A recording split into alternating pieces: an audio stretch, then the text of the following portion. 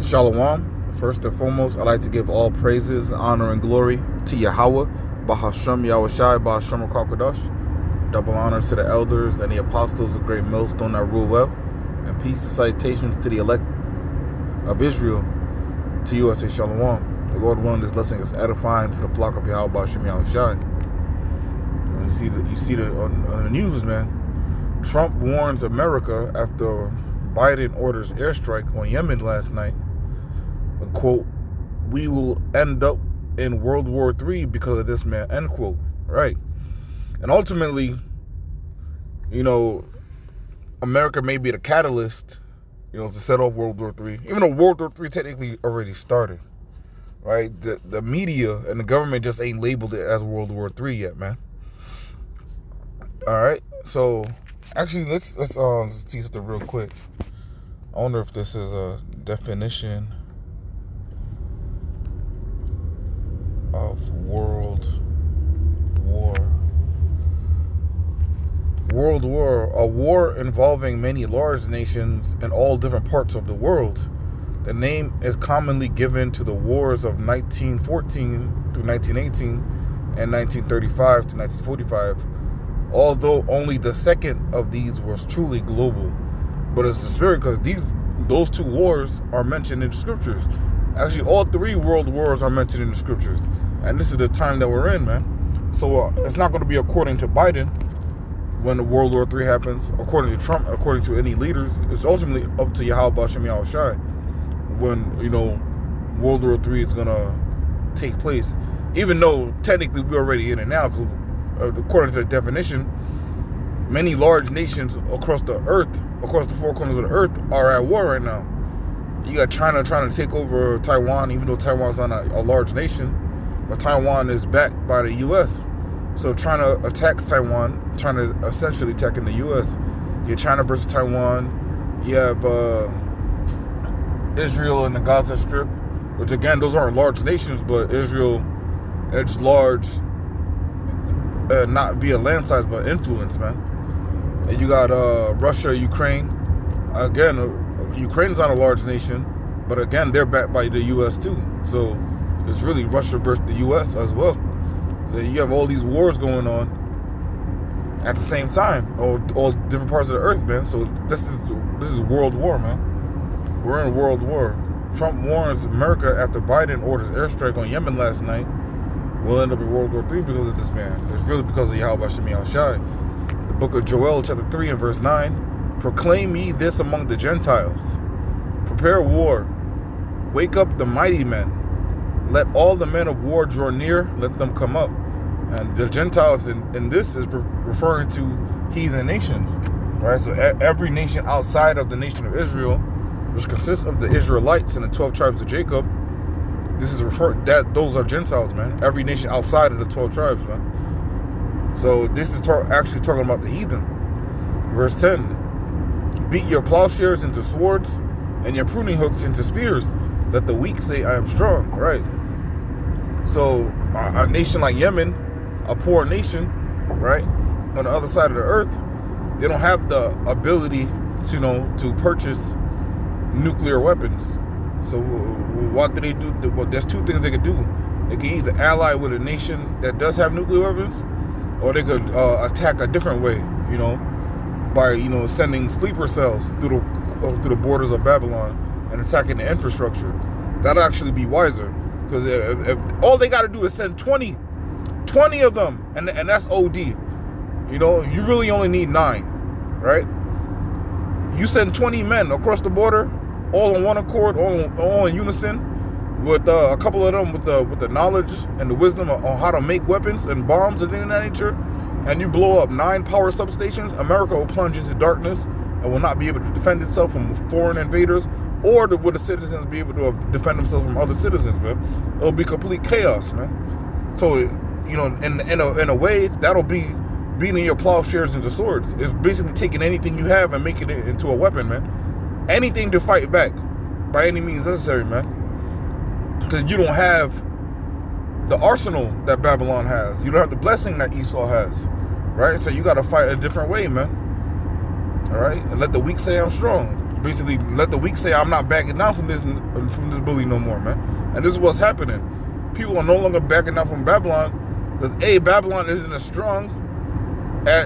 If people team up, the bully ain't as strong against 5 people teaming up, man, and it's game over. And because B, Babylon is truly broke at the end of the day, man, and they don't have the morale of the place is dying. That American spirit, like, well, people will be willing to die for their country. That shit is fading away because their country is really, it's not their country. It never was. So they don't have the spirit to fight for it. You really don't have the spirit to fight for something that doesn't belong to you. It really belongs to sodomites and people of that nature, weirdos, the wicked, man. Even though Babylonians are wicked themselves, but their American ideals are no longer aligning with what they did in the past, man. All right, this place is finished, man. World War III is prophecies, which means it's going to happen. There's nothing you can do to prevent it. There's no peace talks. There's no, let's make a treaty. There's none of that, man. World War III will happen because the Lord said it will happen, man. None of his words shall go out void, man. Joel 3:11, assemble yourselves and come, all ye heathen, and gather yourselves together around about. Thither cause thy mighty ones to come down, O Lord. Let the heathen be wakened and come up to the valley of Jehoshaphat. For there will I sit to judge all the heathen round about. Right? The valley of Jehoshaphat, that's in the Middle East too. So now you see in Babylon attacking Yemen, it's going to cause troops to be drawn there, weapons to be drawn there. Right? So this is all lining up for the gathering at the valley of Jehoshaphat, where the Lord will sit and judge all the heathen round about. All right? All the heathen that, joined hands with Esau, Edom, put on their uniform. All the heathen that, they're going to be hipped up, man. All right, when the MOTB comes out, man, everybody's going to be, not everybody, but the Valley of Jehoshaphat is reckoning day for a lot of people, man. Except for the elect, man. Verse 13, Joel 3:13, put ye in the sickle, for the harvest is ripe. Come get ye down, for the press is full, the fats overflow, for their wickedness is great. Multitudes in the valley of decision, for the day of the Lord Yahweh is near in the valley of decision. All right, and this is what we're coming to, man. This is all ultimately leading to the day of the Lord, man. All right, this is ultimately leading to Judgment Day. Every article you see, every day that goes by, every action that happens that causes a ripple effect on a global scale, man, is one step closer to the day of the Lord, man. That's it. This is one action closer to the day of the Lord. All right, one prophecy closer to the day of the Lord. All right? But people don't realize what time we're in, man. All right? I was talking to a lady from my plantation yesterday. And she used to be an executive, a vice president, things of that nature. So her resume is quote unquote impressive. So now she's looking for another job, and she has a lot of suitors trying to hire her, man. And her price tag is high, man. She's basically demanding $150K a year, but other banks are trying to hire her, and she's like, yo, I took this job. I don't know for how much, but I know her minimum is $150. She's like, I took this job, and I start this Tuesday. But if this other job offered me $250, I'm out of there, which is highly possible, man. But her mindset is 10 years from now, when I retire, I'll have a great salary, this and that nature. My Social Security will be set. Her mind isn't set on the prophecies and the times that we're coming into, man. Because she was like basically saying, I need more money because if things are expensive now, how much more would they be in 10 years when I retire? Bitch, you don't got 10 years. You think you got 10 years, man? Lord willing, you don't. But hey, you do not have 10 years, man. If this is the year Jacob Trouble pops off, it's game over, man. It's game over. You be lucky if you got 10 months, to be honest. 10 years from now, you're thinking about retirement. People are bugged out, man. People are bugged out. Their inward thoughts is that their houses will continue forever.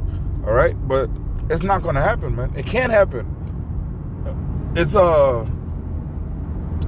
it's not feasible for this place to, you know, prolong on the trajectory it's going, man. There's no way Babylon can maintain this path. Oh shit, Salakia. This is the book of Matthew, chapter 16 and verse 1. The Pharisees also with the Sadducees came and tempting desired that he would show them a sign from heaven, right? And this is what people want, man. People think they want this, I'll say that, because the Lord been showing signs, but they refuse to see them because they can't see them. They've been blinded. But people want to see signs. They want to see basically the writing on the wall, you know? They want to see it for themselves, man. But hey, the writing's been on the wall, man. The writing's been on the wall. The writing's been in the book. You just can't read it, man. It's a language you don't understand.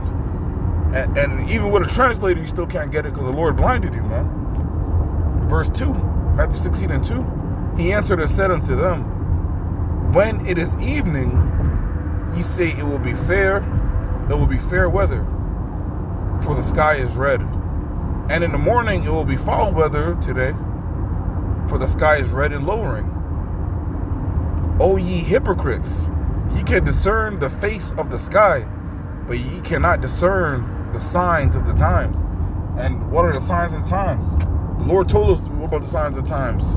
Rumors, wars and rumors of wars, earthquakes in diverse places, pestilence, right? Did not all of these three things happen within a couple of years, man? In a couple of years, according to the Lord, and according to the Lord's time, is a blink of an eye, man. Because one day to the Lord is 1,000 years. So 3 years is a blink of an eye, man. When the Lord says even at the doors, this place could be finished in a time span of a year easily, man. Because the majority of prophecies have already happened. And these people can't discern the signs of the times, man.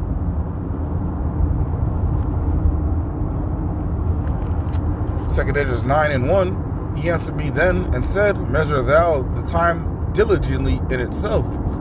And when thou seest parts of the signs pass, which I have told thee before, then shalt thou understand that it is the very same time wherein the highest will begin to visit the world which he made. Right? You know, and when we see a headline like this, you know, this is part of a sign passing, man. It's only a part of a sign passing. All right? But, you know, people will read this headline and think nothing of it. They'll change the channel, or, you know, scroll right by it, you know, try to stop their ears. Or if I don't read it, you know, maybe I could prevent it. That's how foolish people think, man. If I don't see it, if I don't read it, maybe it won't happen. People are lost, man. All right? And why would you want to prevent this? Why would you want to prevent from the ushering in of the kingdom of Yahweh B'Shem Yahushua? Why would you want to prevent heaven, man? There's a saying in the world that says everybody want to go to heaven, but nobody want to die, man. Nobody's willing to go through that straight gate, man. Not, you know, I'm not talking about physical death, because not all of us will physically die. Even though some of us will. Some of us will have to be martyrs for Yahweh B'Shem Yahushua. But then again, some of us won't. All right? But even with those odds, people still don't want to serve the Lord, man, because they don't believe in the reward, man. Moses had belief in the reward, and he gave everything up for that reward, man, for that belief, for the faith, man.